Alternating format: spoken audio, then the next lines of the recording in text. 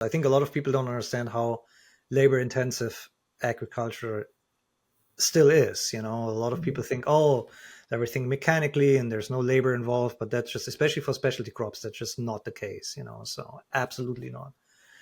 So I think that is something that, yeah, but I want to add to this too, like on the consumer side, I think a lot of people also don't understand that the quality of the fruit or vegetables that they see in the shelf, if they go into grocery store, that is the highest of all qualities. Most of the fruit and vegetables, if they just would grown outside in their backyard, wouldn't look like that, and they would be still perfectly fine to eat and perfectly healthy. So, and I think that's also like a little bit. I feel like those kind of standards, probably, in my opinion, at least, since this is a podcast and can give my opinion. So I feel like those kind of standards should come down a little bit too, because it's just like makes it so hard to produce like fruit that's then also acceptable, or like vegetables that are also acceptable for retailers, eventually for the consumer. So and so those standards are sometimes, I feel, don't make it easier to produce the vegetables that then also can be sold, in a resale store. Sure. Yeah, well, if you have gardened, you know that everything doesn't turn out perfectly, Yeah. and you still eat it because you know how much work went into it. So, what if all of our students in our elementary schools were growing gardens? We could start that trend very early of understanding that fruit and vegetables aren't always perfect, and they're always fresh, and they're always healthy. Yeah. Yeah.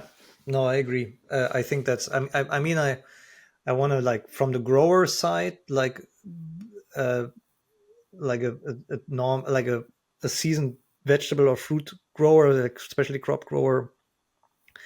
They produce such high quality produce in such a large amount that it's just like, honestly, it's unbelievable that they can do this. And there Yeah. would be no way in hell they could do this like 100 years ago or something. So this is, what I'm saying. It is those standards are ridiculously high. They are, and our growers Yeah. are so, so talented, and they Yeah. work so, so hard. Believe it or not, growers are working to prevent losses all year long. Yeah. Yeah. They do that by choosing the most marketable cultivars, by investing in their irrigation systems so they're optimized. Growers use custom fertility blends so that each plant is supported with their needs. And they, carry out very strict pest and disease management protocols, Right. all all with the goal of avoiding losses. Right.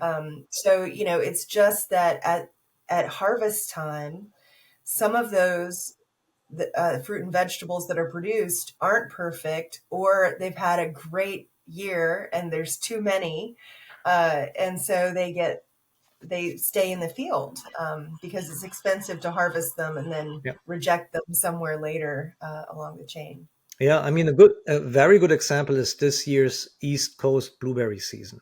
So the East Coast blueberry season is not like, it's not the largest blueberry industry, but it's pretty substantial. Mhm. And the southern states, especially Georgia and North Carolina, have a like huge year on their blueberries, on certain species of varieties of blueberries, and that really has put the price down. So it's like Mhm. so far down. There's another example I can give you, but that has put the price so far down that growers are thinking of, okay, well, we're not getting enough. If the price drops a lot more, we're not making enough money to justify to hand pick blueberries. So a lot of the blueberries are still hand picked. Mhm. There are blueberry harvest machines, and some growers use them, but then typically that's more for processing and not for fresh market. Yeah. And processing prices are usually a lot lower than the fresh market prices are. Yeah. So that happens every Yeah, year somewhere. Yeah. and that's exactly right. And mechanical harvest is not always an option for everybody and for every crop. So in the case of blueberries, it might be a stopgap to collect everything that's left and sell it to a processor. But in other crops, that technology hasn't been Doesn't exist. developed. Yeah. So I think it's a great option when you have it, but also that equipment is very expensive. So not every grower has access to it. Yeah. But yeah, I've seen the blueberry harvest. I've driven a harvester. It's amazing to see how they capture all the berries. Um, Right. so, it's outstanding. But, growers have sort of a threshold price in mind that they can't go below. And it's sort of unique to every grower based on how expensive it is to get their particular crop in and how many workers they have in the field at any given time, how Yeah. quick it is to get back from the field to the packing house in the case of many, southeastern growers. Yeah, I believe it. You have to like it's something that at least on the production level is not it. People don't want to talk about it. I mean, I feel like the most open discussion we have in the food loss and waste space right now is like on the consumer level, where we can educate consumers on how, and that's great, because that's where a lot of food is wasted. Yeah, But there are other levels where I think this conversation. So, in my opinion, I think this has a lot to do with education too, not just of sure. the growers, but also of the general public. Like that this is actually happening. That there's nobody to blame, but this is just the way the system works right now. Is that this is Right. how it works, and there's not a single person or entity that we can blame for this. This is more like something that organically has grown over the time into this wasteful monster right now. Yeah, I mean, the easiest and cheapest thing often is to throw it away. Right. Um, Yeah. Yeah. Yeah. In the short term, it's just the cheapest and the easiest thing. Yeah. Yeah. Yeah, and I've read a lot of popular books about our waste, in total, not just food. And we're throwing away, clothing to Yeah. a great degree, building materials to a great degree. It's the easiest, cheapest thing to do with it. And so we have to sort of turn that slow ship around in order to find another way to reuse or dispose of these items. Yeah. But Yeah. it takes a lot of effort to do that. Yeah. Well, one thing is because this we have the society that is like built, or so we have infrastructure that provides us, with solutions if we want to throw it away. So there's Hmm. somebody's picking up our trash. We have landfills. We have Right. all the infrastructure. We can just buy something new. So we have like all the infrastructure that actually helps us or supports our decision to throw things away rather than to like reuse it or upcycle it, keep it or repair it, Yeah. etc. So we've built this whole infrastructure of convenience. That is really what it is. So Yeah. yeah, and I think this, like, at least in the United States, the food waste and loss ecosystem that now exists, where, like, I mean, there are tons of companies and tons of people who are working on this. I think one of the main aims, like big picture wise, is probably to build like an other infrastructure that, and instead of like helps us throwing stuff away, supports our decision in like recycling or upcycling or like reusing. Hmm. Again, not just food waste, but any general like products that we would throw away, or Hmm. like, yeah. Yeah, there have been some landfill bans for food in certain cities, states, regions across the U.S. So the essentially the government decides to ban all food from the landfill. So people are really scrambling right now to deal with those kinds of regulations. Either, they need to somehow produce a composting facility yesterday, Hmm. or, put in place a new donation stream, like I said, yesterday, to be able to handle all of this. Right. So, these things have been coming. They've been on the horizon for a while, but particularly in California, they've passed a bill that really has people scrambling to try to figure out what to do with food rather than put it in the landfill. Yeah. So that's one way to get people to act fast, I guess.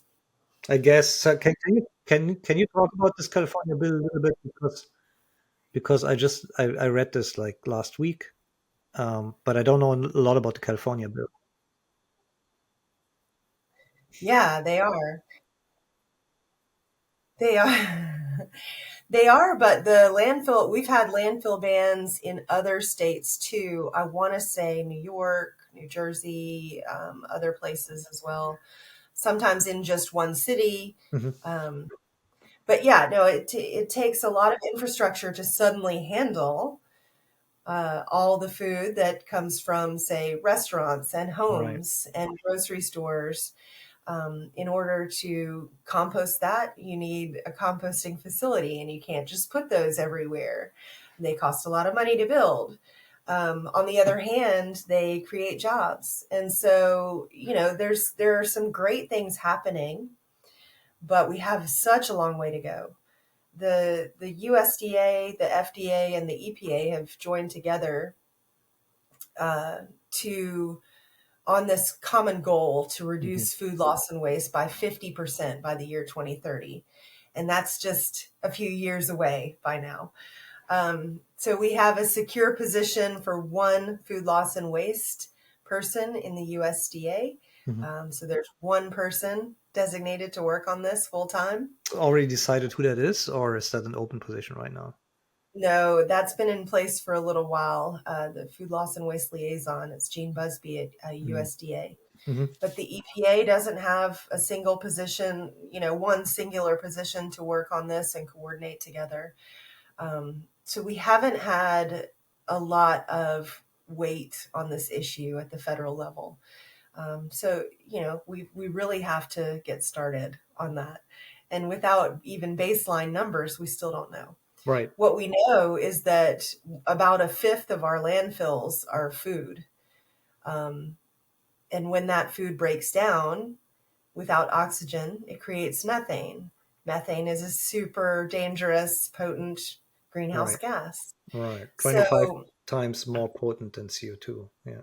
right. And so, And what we know now is that there's too much food in the landfill and it absolutely has to be reversed. so I looked lately at the uh, at the data, the US wide data on CO2 equivalents that are emitted by certain industry sectors. I forgot which Mhm. website. It was like a government website. It might have been the EPA. Um, and so and they break it down by industry sector, so energy sector, and it kind of makes sense if you think about it like just very like structured, so like it's industry sector, transportation sector is one of the industry Mhm. sectors, um, energy sector is another industry sector, and then agriculture is an industry sector, and a couple of household is of course another industry sector. But then then agriculture accounts for about 10% of the CO2 Mhm. equivalents that are emitted compared to everyone else. um, but then if you think about food waste, all of those sectors go into food waste. So it's not just the agriculture sector. It's like a lot of energy is used to like produce food, ship it around, cool it. Like just the cooling chain itself uses so much energy, and to cook it until it actually being thrown away by the consumer. That itself is like a lot of big portion of that energy. And then transportation. So all of those sectors are actually part of that too. So I'm wondering if there's like another approach of like how can we make CO2 equivalents based more on what is actually happening rather than industry sector? Is there like a other approaches to Mhm. like measure what the actually CO2 equivalents are that go into the food waste chain or something? Do you know anything about this? Because I tried to find this and I didn't find a lot. Yeah, there are a lot of people interested in calculating their greenhouse gas footprint Right. on their particular food loss and waste solution. And there are calculators available for free online to help you figure this out. I've played around with a few to see if 10,000 pounds of tomatoes were diverted from the landfill, what would that save? Right. But these calculators are still kind of new. They don't include everything. Um, and so you can't be totally sure until you do the math yourself that, they took into account absolutely everything. Right. I think that, um, well, the environmental issue is so massive with food waste, but I think that people still aren't quite paying enough attention to food waste. Yeah. So I wonder if speaking about it in economic terms is going to have more of an impact. That's what I'm Um, thinking. That's what I'm thinking too. I think it would be very yeah, interesting to just do the math on how much you actually save if you don't waste all your food on a consumer level, yeah, Yeah.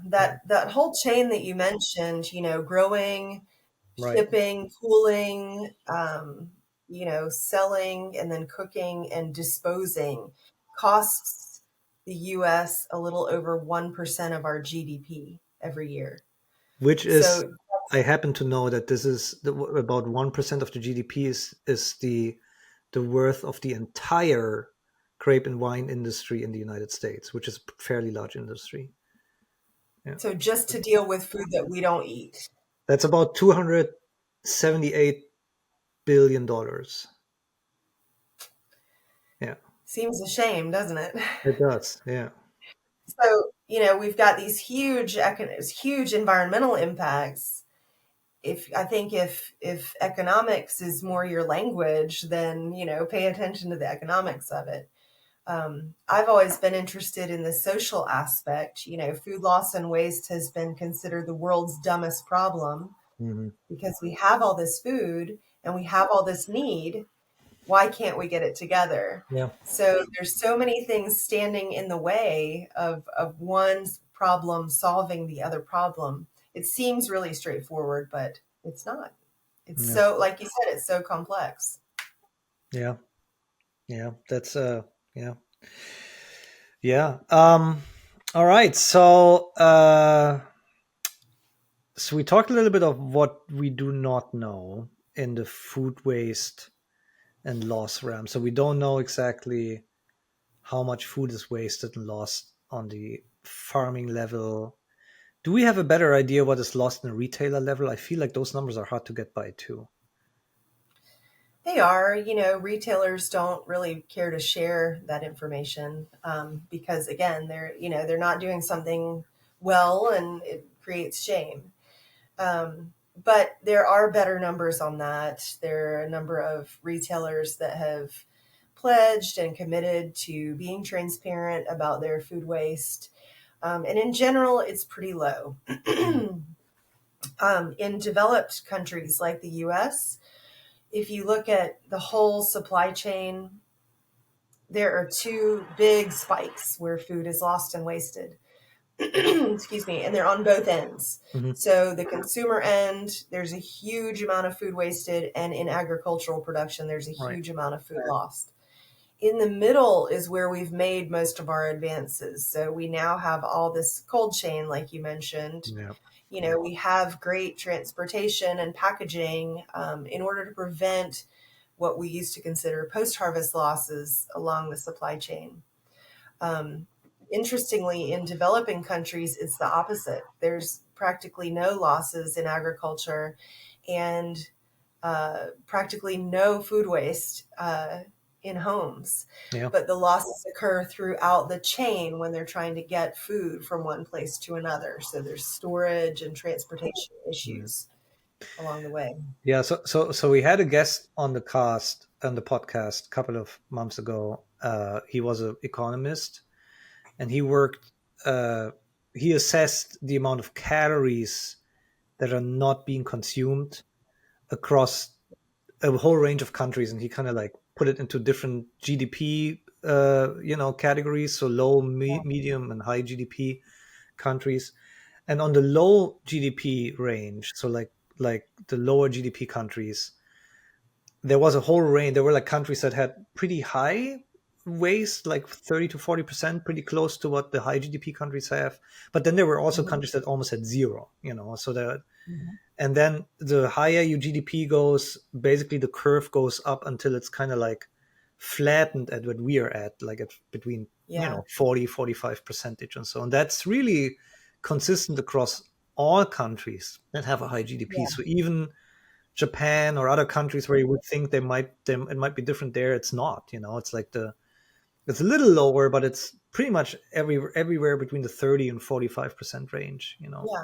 It Yeah, just really occurs differently right, depending on if you're a developed or a developing country right, because our supply chains are so right. different. And it's so funny because the way he explained it, and Emiliano, if I get this wrong, you can just say something. But so the way he explained it was that because you have, like, relatively speaking, more money available, the worth of like one of those money units, like say $1, is less. So you do pay less attention to where you spend it and how much of that money you throw away. Basically. Sure.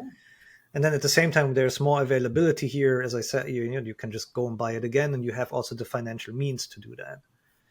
So, but Yeah. I was always wondering if, yeah, go ahead. The way food is valued is really important. Right, We spend very little of our income on food. Our food is pretty cheap in the US. And so then, therefore, we see it as pretty cheap and replaceable and abundant. yeah, But, the more you spend of your salary on food, I imagine the more careful you would be with it.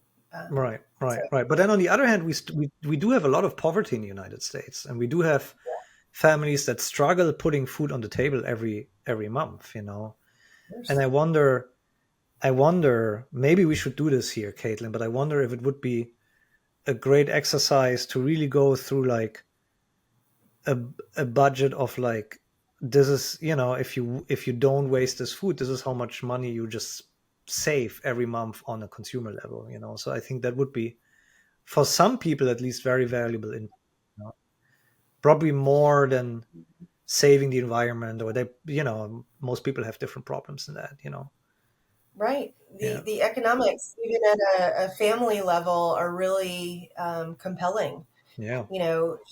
Each family wastes food to the tune of 1,200, I think, to $2,500 a year. Hmm. It's That's quite a bit. substantial. Yeah, Yeah.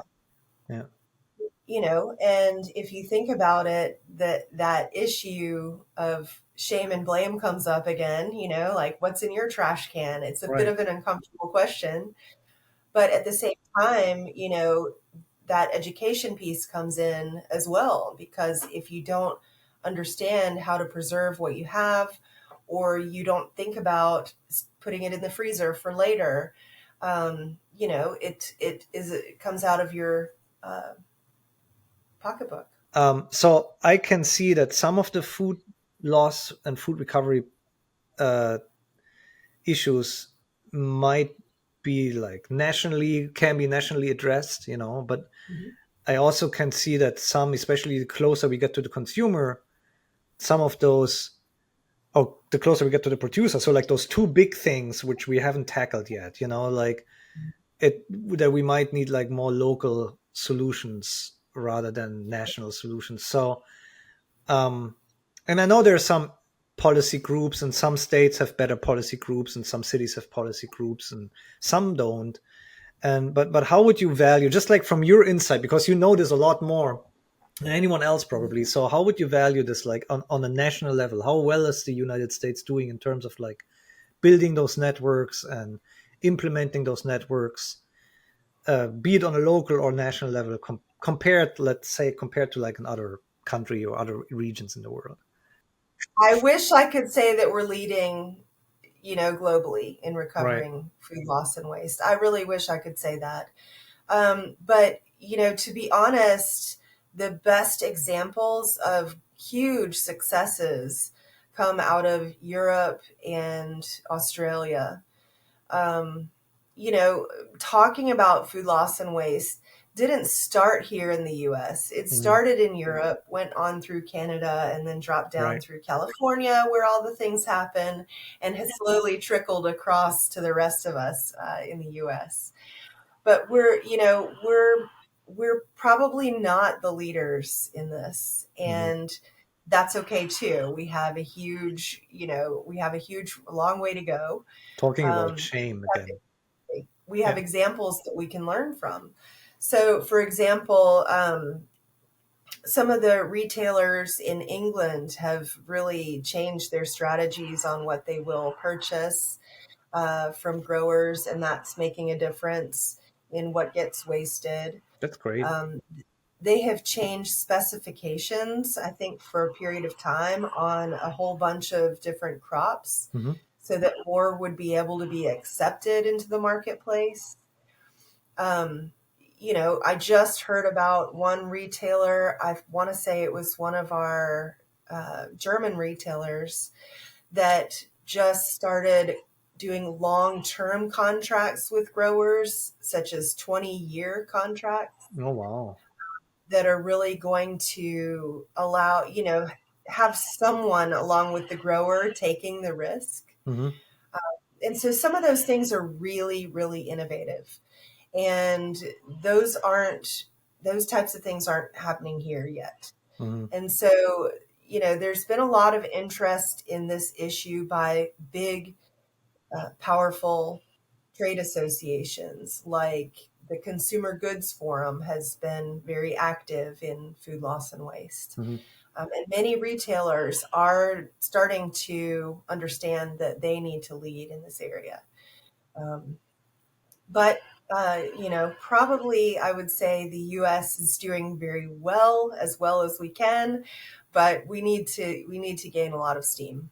Uh, so let's talk a little bit more consumers, if you don't mind. I know it's Oh, not your. So I have like two topics that I still want to cover. It's like the yeah, gleaning part and then the consumer part. And uh, I think consumer is like a lot more interesting for our viewers, and I also think that's a lot where a lot of education needs to happen, like to the yeah, public at least, because most of us are consumers. All of us right, are consumers, right. you know. And I think not nobody of us can say that we're um, completely food waste free household. You know, like I mean, I know I don't. I make it. We try to make an effort, but we still produce like food waste.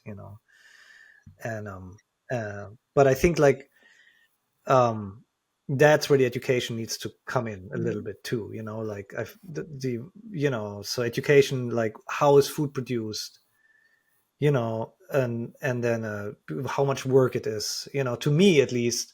That's a driver. If I know that, I know how much work it was to like actually get this food all the way to my table, that's to me a big driver, but not for everyone, but it's to me. But Not for everyone. Yeah, yeah, yeah, not for everyone, but that's part of the education process. And then the other process is, what can you do about it? How can you, what are like simple tricks to reduce the amount of food waste you have at a home? And I think everybody does it a little different. And I know yeah, composting is not the best way, but it is a way, I guess. I'm not sure how much you wanna it's part of food yeah. waste reduction, so yeah. Yeah, there are tons of listicles on the internet that you can look at to to reduce your food waste at home. But there are a couple of things that are really easy to do. One is just use your freezer. If Hmm. you find that you're not going to eat something, maybe you've got soccer practice or somebody invited you out to eat, or there's 99 other things going on, put it in the freezer and eat it later. Right. So I mean that's a really good one. Easier said Um, than done, like it you often, is. yeah, it really is, yeah. So you really have to use your noticing Right, skills and notice right. that something is ready to go and put it in the freezer. The other one that's easy to do is just designate an area in the fridge where you put things that need to be eaten, and look at Oh, that first when you're meal planning.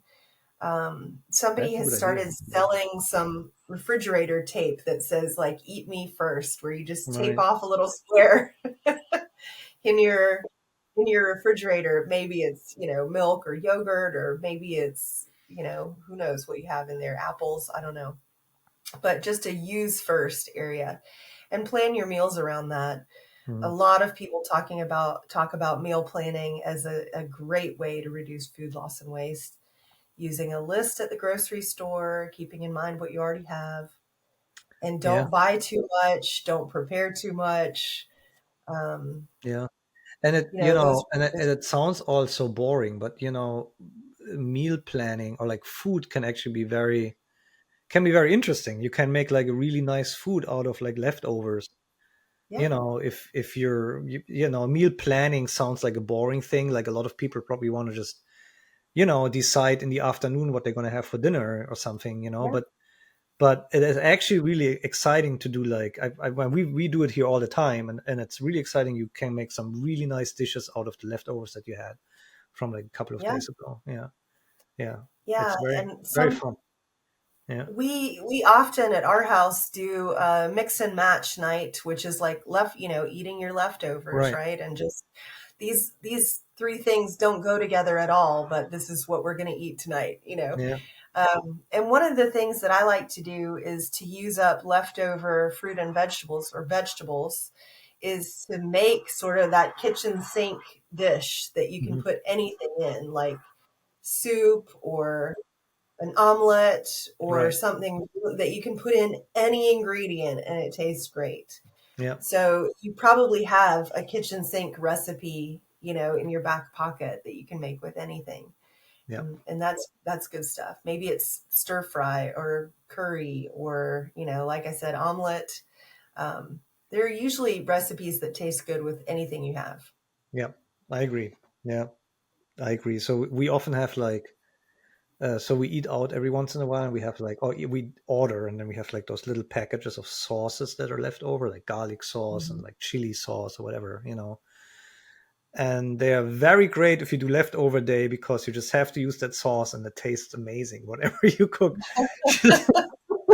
Just And it eat your really works leftovers, well. just add sauce. Yeah, it tastes actually pretty good. So often we do like leftover. We eat a lot of vegetables, so often we have like vegetable leftover, and then Yeah, maybe like a chicken breast or whatever, and then we just put that all together and fry it and put a little bit sauce on it, and it tastes actually really good. Yeah, yeah. yeah, yeah. Great.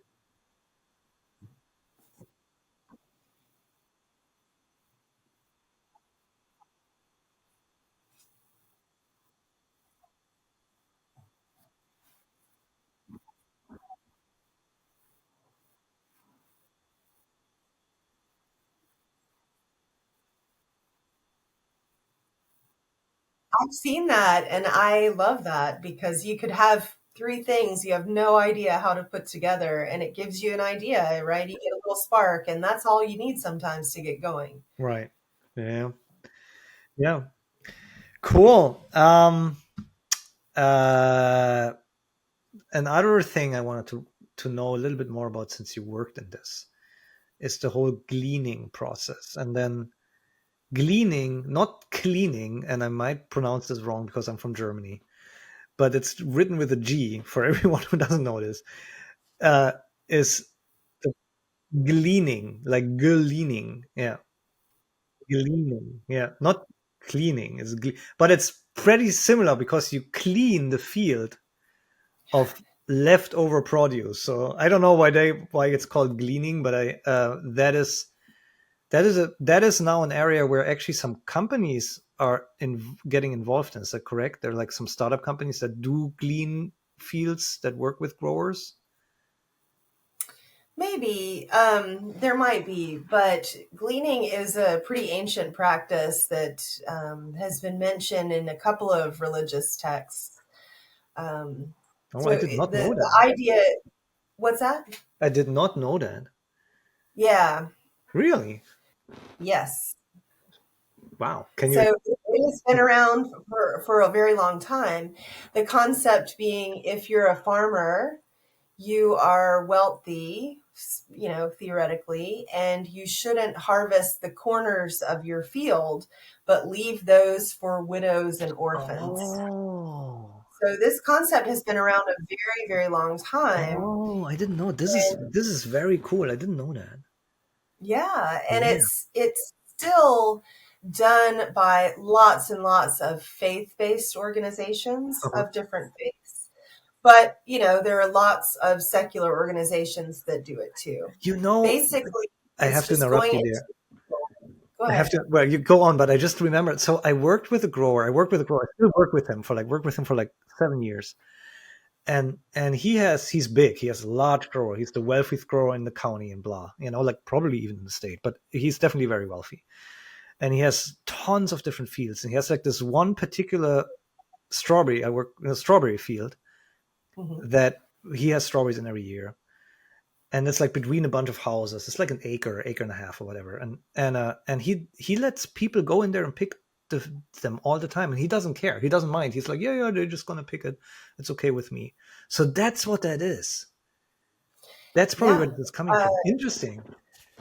Well, yeah, and interestingly, many farmers donate produce or Yeah, allow gleaning from their farms, and many don't. But the ones that do, that I've talked to, often do that because of a personal value. yeah, So yeah, you yeah, could you could imagine that this comes from maybe a faith-based value or something. Um, but yeah, people still do this. There are a lot of secular groups that do it too. It's basically going into a field once the farmer has gotten everything they want out of it and collecting what's left over. It's typically done for a charitable purpose. So to give that food to a food pantry or food bank or soup kitchen or shelter or whatever. Um, so this happens a lot. In fact, this year I went to, for the first time, the Association for Gleaning Organizations conference, hmm um, which was in the Pacific Northwest, which has the highest concentration of gleaners, hmm believe it or hmm not. Um, and, heard from, learned with a bunch of amazing people that do this. So it's kind of a unique form of food recovery, but what they come away with is the freshest, farm produce. Sure. Uh, Yeah. Gets that to people who are underserved. So really exciting work. It's like I said, it's usually done for a charitable purpose. There are companies now that will purchase excess or surplus from growers for profit, which is fine. But I haven't heard of companies actually doing gleaning as in harvesting from the field. The Oh, word gleaning is used now in a bunch of different ways. So right. people Oh, sometimes gleaning as picking up leftovers from a grocery store and taking that to the food right. pantry. Oh, interesting. You see, I had no idea. So this is so interesting. So that's really like a process that is mostly volunteer based, and then it's either Yeah, kept by the people who glean the field or given to a food bank or something like that to like provide to like communities. And so yeah. it's a So non-profit. it's a nonprofit activity. There's sort of formalized and informal gleaning, right? I Mhm. mean, I've interviewed growers about this, Right. and not all of them are totally familiar with it. So not all of them have participated in it. Sometimes an individual person that goes into a farmer's field and just helps themselves to whatever they want, Yeah. a grower might see that as gleaning. Right. So there's a little bit of confusion sometimes over what it is. More typically, it's an organized group of volunteers. hmm It could be, a class, it could be scouts or a congregation from a religious organization, or it could be a group of volunteers that get together on a Saturday and go and do it. So But yeah, so for the class, for like uh, let's say for students uh-huh. in a production class that I might or Yes. might not teach.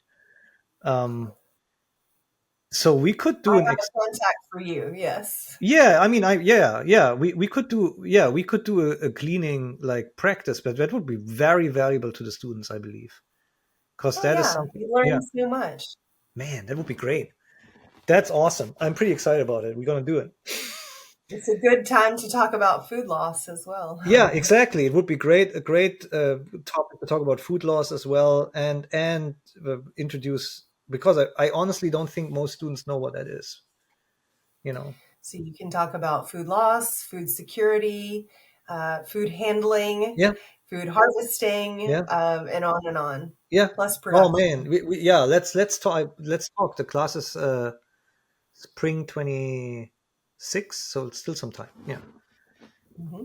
yeah, yeah. Man, that would be I, awesome. Yeah, I know who you should talk to. great, great. I'm. That's awesome. That's. I had no idea. See, this is Yeah. great. Yeah, Um. I think there's gleaning happening in all 50 states, but it could be one small organization, Right. it could be three big organizations. Right. It's, Right. it's a certainly a great thing to do. That said, about I think it's less than 2% of food that could have been wasted is donated for Right. the emergency food Right. system. Right. Right. So But there's a long way to go yeah. on recovery. Yeah, I believe it, but it's I feel it's a good tool for like to make students aware of what the problems Oh are. I yeah, think that would be great. Yeah.